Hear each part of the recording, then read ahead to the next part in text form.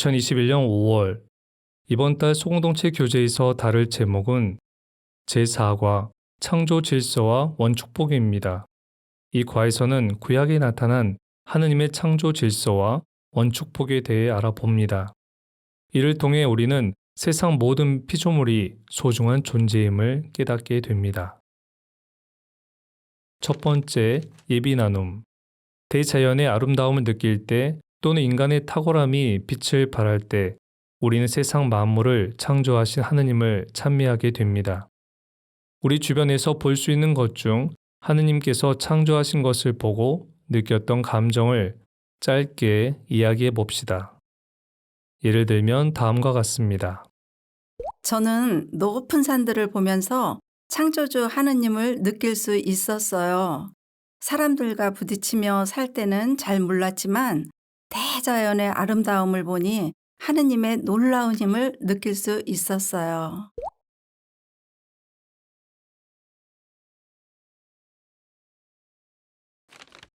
두 번째, 본나눔. 다음은 창세기 1장 1절에서 2장 4절까지의 하느님의 창조 질서를 나타낸 도해입니다. 함께 보고 물음에 따라 말해봅시다.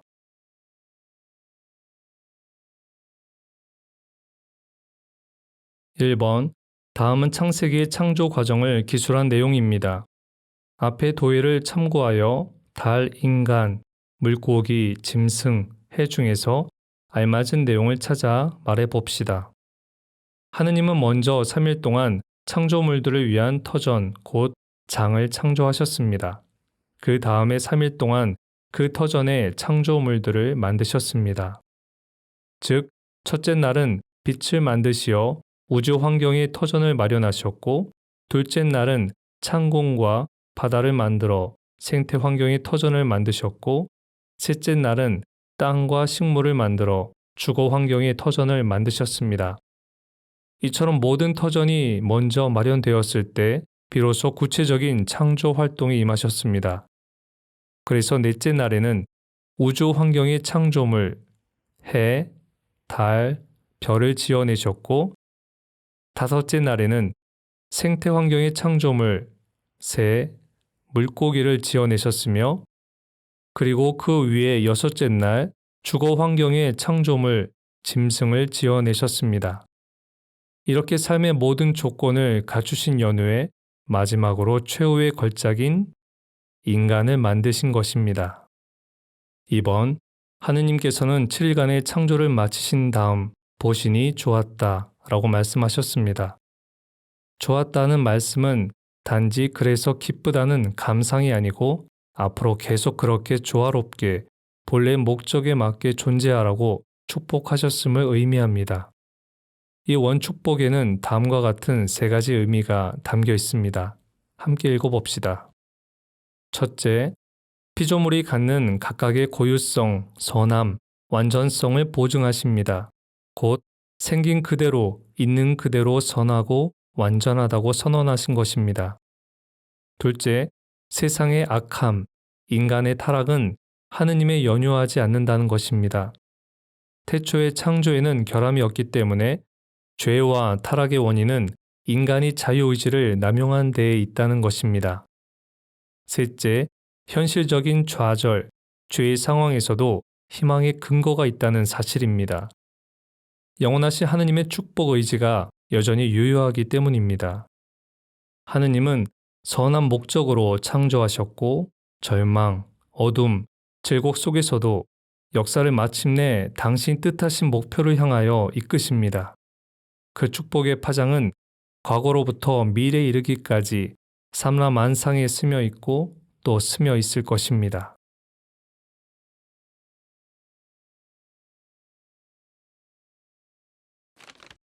세 번째, 갈무리하기. 창세기 3장에서 아담과 하와는 뱀의 유혹에 빠져 하느님의 명을 거스르는 죄를 범했습니다.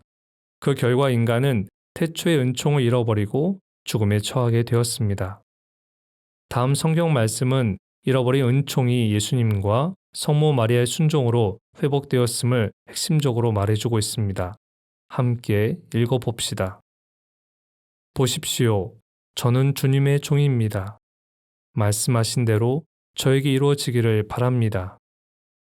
한 사람의 불순종으로 많은 이가 죄인이 되었듯이 한 사람의 순종으로 많은 이가 의로운 사람이 될 것입니다. 순종을 통하여 하느님께서 주신 최초의 축복이 회복됩니다. 오늘날 나에게 순종을 요구하시는 하느님의 뜻에는 어떤 것들이 있는지, 또 특별히 나에게 요구하시는 주님의 뜻은 무엇이라 생각하는지 이야기해 봅시다.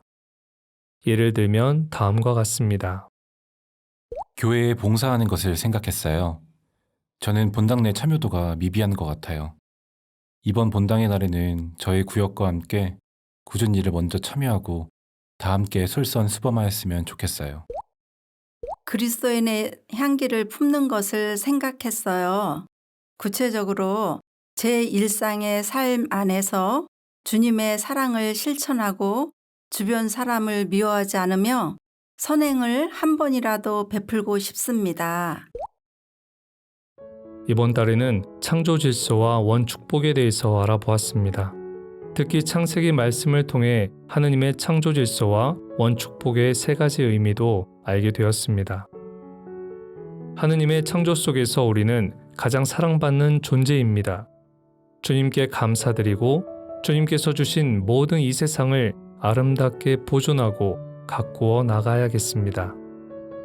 이번 한 달도 주님께 희망을 두며 기쁘게 살아가도록 노력합시다.